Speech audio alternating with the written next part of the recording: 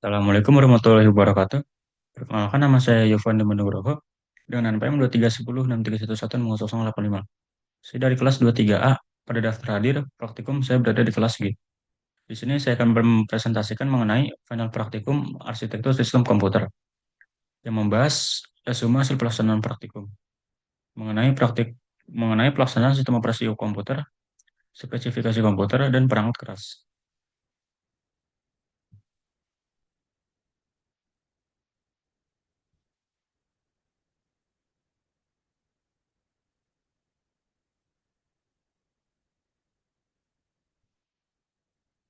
Pertama, di sini ada sistem operasi. Apa itu sistem operasi?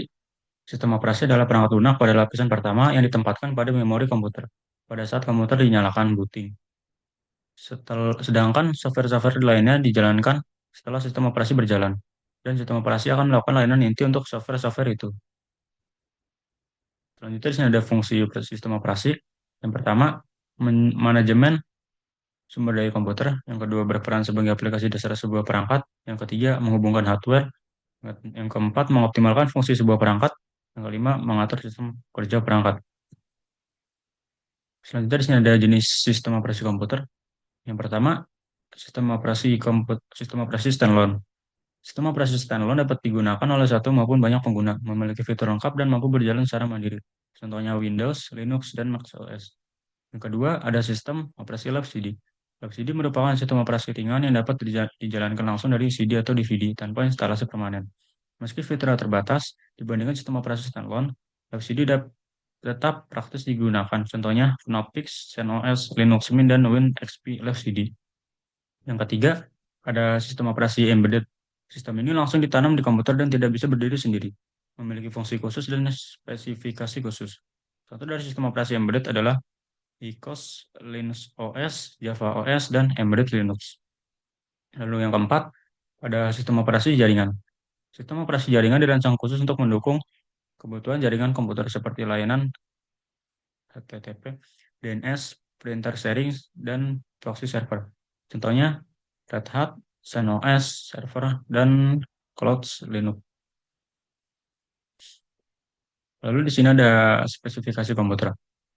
Apa itu spesifikasi komputer? Spesifikasi komputer adalah rincian atau deskripsi teknis mengenai komponen-komponen yang terdapat dalam sebuah komputer. Spesifikasi ini menunjukkan kemampuan, performa, dan jenis perangkat keras yang digunakan dalam komputer tersebut. Dengan mengetahui spesifikasi komputer, pengguna bisa memahami seberapa kuat komputer tersebut dalam menjalankan aplikasi, game, atau tugas tertentu. Lalu di sini ada menjelaskan mengenai praktikum yang sudah dilakukan sebelumnya, yaitu mempelajari cara melihat spesifikasi komputer menggunakan perintah sistem info dan memantau pengguna sumber daya melalui task manager. Hasilnya, praktikan dapat mengetahui detail perangkat, memantau proses yang aktif, serta mengatur aplikasi startup.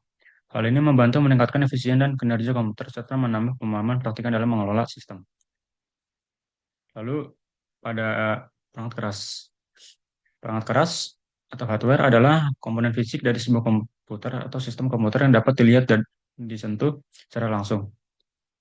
Perangkat keras berfungsi untuk menjalankan berbagai operasi dan mendukung kerja perangkat lunak atau software.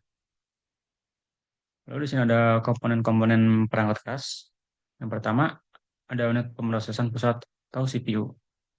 Atau komputer yang menjalankan perintah dan memproses data. Lalu ada memori atau RAM.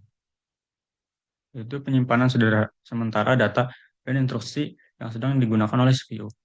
Lalu ada hard disk drive atau HDD atau solid state drive atau SSD. Media penyimpanan data permanen. Lalu ada motherboard, itu papan utama yang menghubungkan semua komponen komputer.